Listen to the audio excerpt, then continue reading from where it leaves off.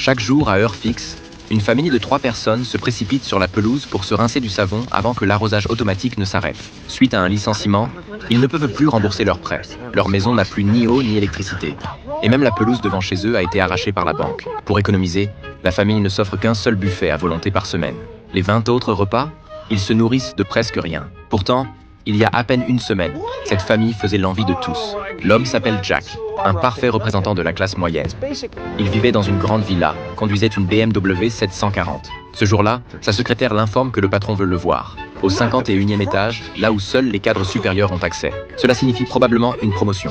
Alors que l'ascenseur monte lentement, ses collègues s'impatientent de le voir rester dedans. Les autres cadres descendent progressivement. Jack arrive enfin au 51e étage tant convoité.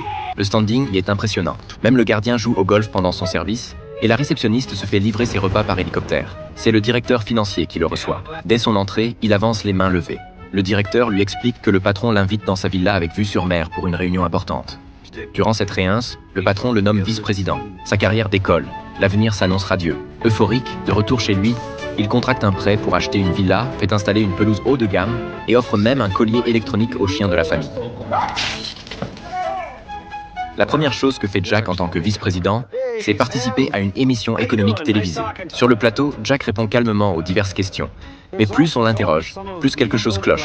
Les finances de l'entreprise semblent gravement compromises. Le patron vend massivement ses propres actions pour empocher les bénéfices. Il est évident qu'il prépare sa fuite. De retour au bureau, tous les employés font leur carton, emportant tout ce qu'ils peuvent pour limiter leurs pertes. Jack parvient tout juste à s'emparer d'une plante en pot. L'ex-directeur financier est affalé par terre, sirotant du whisky de temps à autre. Jack se précipite jusqu'au dernier étage juste à temps pour voir l'hélicoptère du patron s'envoler.